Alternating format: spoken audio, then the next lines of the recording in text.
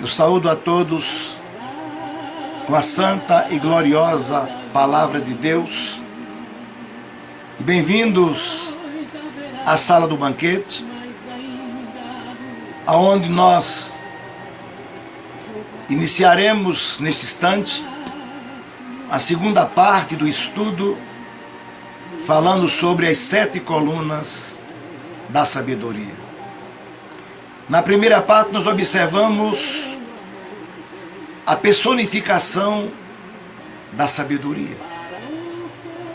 E agora nós vamos entrar como em uma construção, entendendo e compreendendo cada palavra no sentido em que Deus quer falar para nós, como tem falado no passado.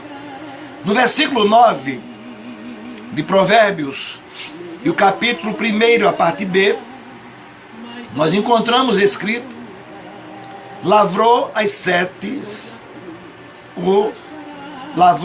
suas 7 colunas. Então observamos uma curiosidade, que nesta construção, que é a casa da sabedoria, o número de colunas é ímpares. E as demais são pares. Então podemos entender que essa construção, podemos imaginar, que trata-se de 3 colunas de cada lado e uma no centro, numa demonstração de firmeza. Como se trata de uma casa espiritual, eu quero me reportar ao Salmo 46, versículo 4 e o versículo 5, aonde dá uma ênfase como Deus no centro de todas as atenções e ações do universo. Aonde o salmista cantou, louvou, dizendo: há um rio cujas correntes alegram a cidade do Altíssimo.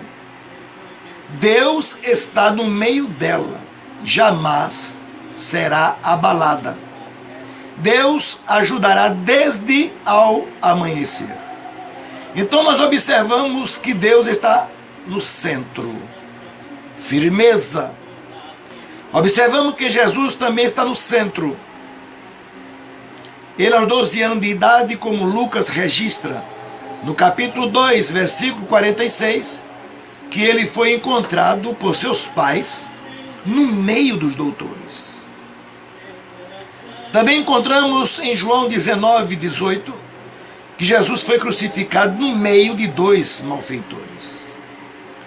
Também Lucas relata no capítulo 24, versículo 36, que quando os discípulos estavam amedrontados, apercebidos, ele apareceu no meio dos discípulos, trazendo a paz. João, quando estava desterrado na ilha de Pátimos, foi lançado lá para morrer, mas lá Deus manifestou a sua glória, e ele viu Jesus no meio das igrejas. Então, quando diz o texto aqui, lavrou as suas 7 colunas, há algo muito importante, visto que o número 7 significa perfeição. Aí entendemos e sabemos que a sabedoria divina está fundamentada na verdade eterna. Nesse texto relata os 7 conceitos que formam a sabedoria. E todos são mencionados neste livro. Podemos observar que as 7 colunas estão subdivididas em 3 grupos, ou seja, nós podemos imaginar nesta construção, na sua aplicação teológica, a forma das 3 colunas. Por isso vamos estudar o primeiro grupo, que parece que tem uma isolada no meio, mas não, ela tem a sua importância. Então, vamos conhecer o primeiro grupo, a significação de cada coluna e a sua aplicação à nossa vida diária. Então, passamos a chamar a primeira coluna de instrução. Sabemos que na língua portuguesa, de acordo com os nossos dicionários, que são vários, eles dizem que instrução é transmissão de conhecimento, é formação de determinada habilidade, é adestramento de alguém, alguma coisa a fazer. Mas quando nós nos reportamos à língua que foi traduzida, o Antigo Testamento, que é o hebraico, e fazendo uma análise, nós podemos encontrar vários termos derivados relacionados à palavra instrução. Então, por exemplo, o termo iassar, que significa disciplinar, repreender e instruir. Temos outro termo que é issor, é aquele que reprova. E nós só encontramos esta aplicação em Jó, o capítulo 40 e o versículo de número 12. Também encontramos outro termo relacionado, que é mussar, que é aplicado à disciplina. A versão Septuaginta, ela traduz a palavra instrução como paidel, ou seja, usando um sistema de educação e formação ética da Grécia Antiga, que inclui temas como ginástica, retórica, música, matemática, geografia, história natural e filosofia, tendo com o objetivo de formar um cidadão perfeito, completo, apto para liderar e ser liderado, aí onde é impossível, aos ensinos humanos.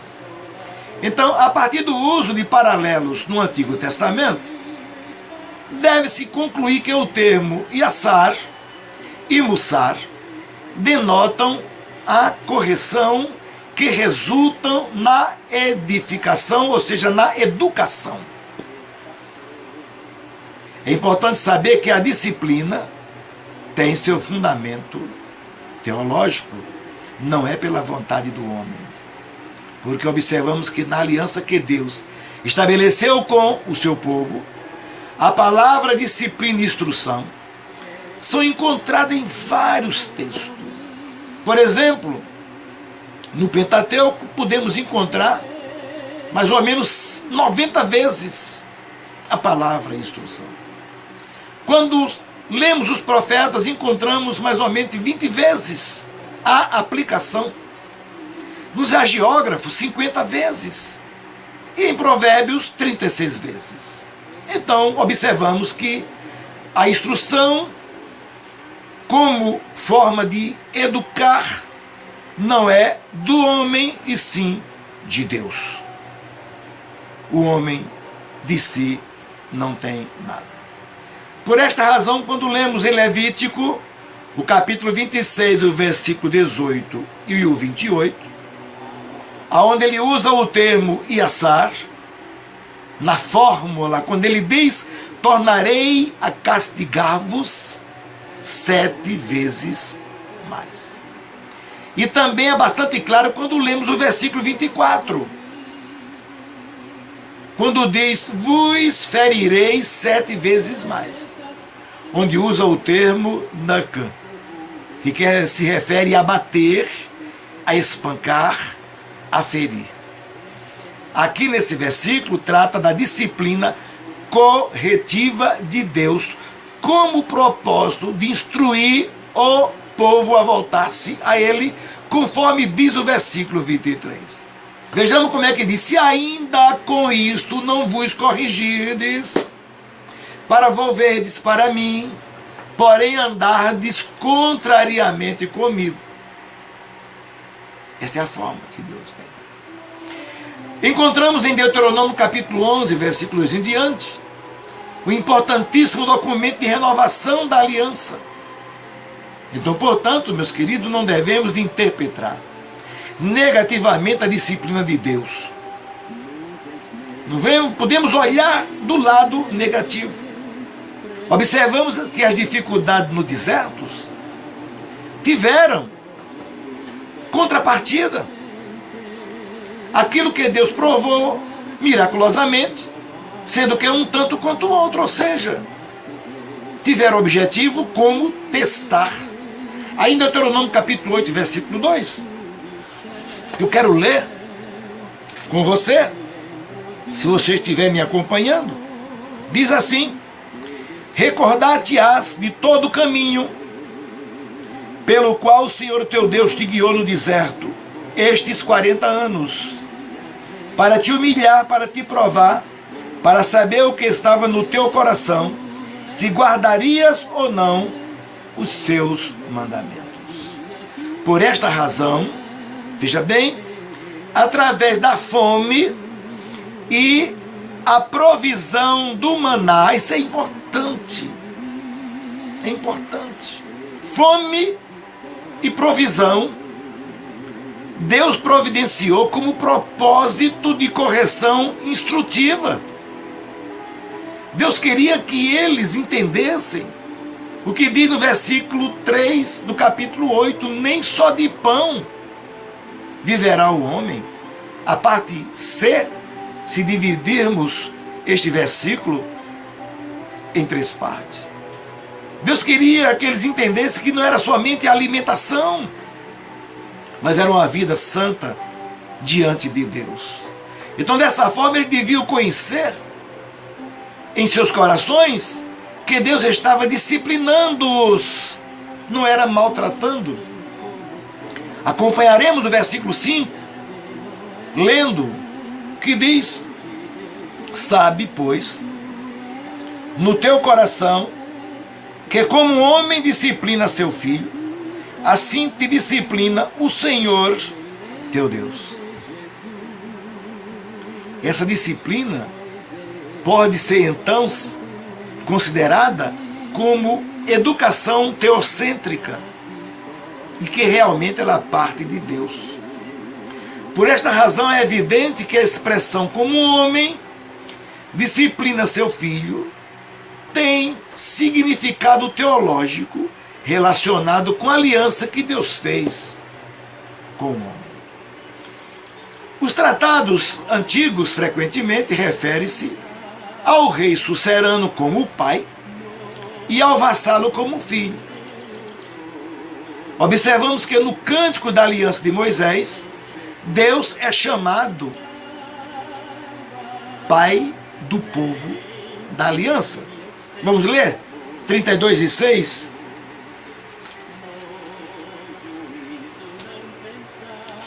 É assim que recompensas ao Senhor, povo louco e ignorante. Não é Ele teu pai que te adquiriu e te fez e te estabeleceu? Ele faz uma pergunta. Embora ele tenha ensinado o mesmo conceito em Êxodo, capítulo 4 e versículo 22. E agora ele faz uma renovação da aliança. Por esta razão, está na aliança a base teológica para um pai disciplinar instrutivamente um filho. É isso que as autoridades modernas querem tirar o direito do pai e transformando os filhos em marginais, e marginalizando pela crueldade, tá certo?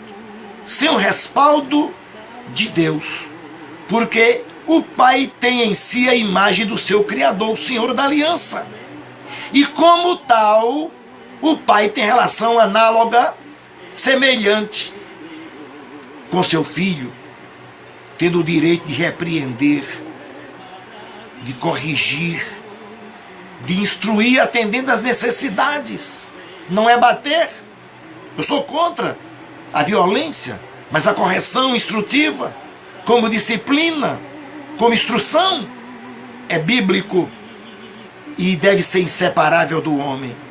E nenhuma sociedade sucederá bem se desprezar o que está escrito nesse santo livro. Porque, meus queridos, são coisas, essas coisas que eu acabei de ler para vocês, de falar, está escrito, coisas que são expressão de um pai, relacionamento interpessoal de amor. Por esse motivo, a disciplina instrutiva transmite certeza que realmente é filho daquele que disciplina, pois o termo mussar aponta para um estilo de vida teocêntrico no longo segundo plano para o comportamento ético. Em Provérbio, capítulo 1, versículo 7, estabelece um paralelo de tal disciplina como o temor do Senhor. E em Provérbio, capítulo 1, versículo 8, com Torá, instrução, ensina. Isso também explica o valor incalculável do termo mussar em Provérbio 8 e 10. É o motivo pelo qual os insensatos desprezam, não aceitam. E no capítulo 15 de Provérbios, nós vamos ler, capítulo 15, versículo 5, eles dizem assim: o insensato despreza a instrução de seu pai, mas o que atende à repreensão consegue a prudência. E o 32 diz: o que rejeita a disciplina menospreza sua alma, porém o que atende à repreensão adquire conhecimento. Então é bíblico. Provérbios e outros textos literários da literatura, das escrituras, ele descreve grandezas sobre a disciplina. O Pentateuco, os profetas, os agiógrafos, e com muita excelência, Provérbios e outros textos de literatura sapiencial falam da disciplina como ênfase da instrução.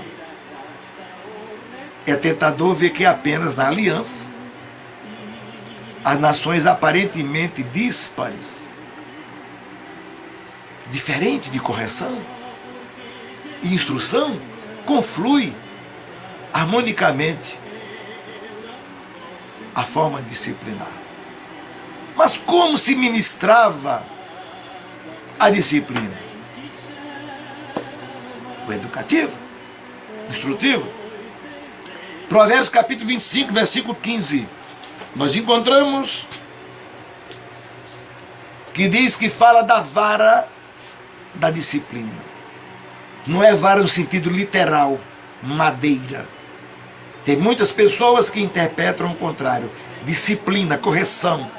Por isso Davi disse: a tua vara e o teu cajado me consolam. Então, fala da vara da disciplina, que diz aqui: a longanimidade persuade o príncipe e a língua branda esmaga ossos. Mas o maior número de vezes o termo mussar é instrução oral. Daí a íntima associação com a Torá. Observamos na expressão de Elifaz, um dos amigos de Jó. Ele conclama Jó não desprezar a disciplina do Todo-Poderoso. Está no capítulo 5, versículo 17. Aí ele revela possuir uma percepção das maneiras que Deus pode usar para disciplinar seus filhos. Aí Elifaz descreve uma lista assustadora. Ele fala sobre dor, ferimentos, guerras. Está no capítulo 4 de Jó.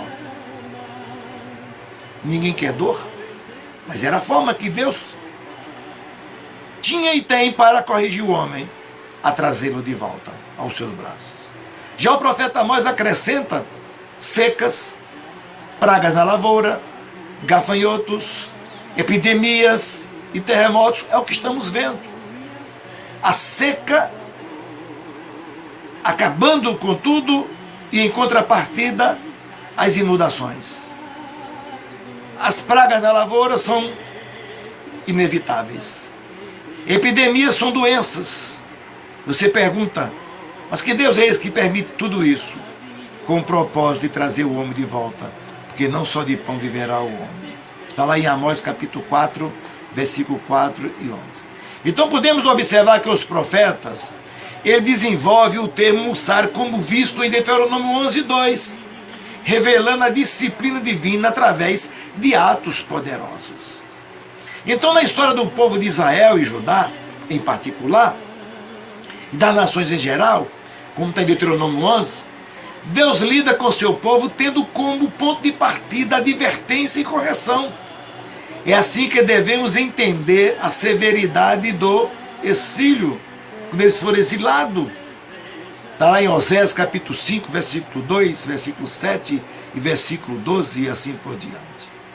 Mas todos esses atos de disciplina, meus queridos, tornam-se inúteis com a resistência e a obstinação daqueles que a recebem. Vejamos o que disse o profeta Jeremias no capítulo 2 e versículo 30. 2 e 30. Eu quero ler aqui com você na própria Bíblia que diz: em vão castiguei os vossos filhos, eles não aceitaram a minha disciplina, a vossa espada devorou os vossos profetas como leão destruído. Então o profeta Isaías acrescenta, que o castigo que nos traz a paz estava sobre ele, lá no capítulo 53, versículo 5. Aqui é o contexto da expiação substitutiva. O profeta Isaías apresentava de antemão Jesus como servo do Senhor, como aquele que assume vicariamente o terrível castigo, revelando de modo claro os métodos misericordiosos de Deus tratar o seu povo rebelde. Então, através de julgamentos e sofrimentos redentivos, se resume aqui, a instrução deve ser aplicada. Não é humana, ela é divina. Que nós possamos aplicar a instrução segundo a palavra de Deus. Que Deus abençoe, que Deus nos ajude e até a próxima terceira parte, que iremos falar sobre a instrução ordenada.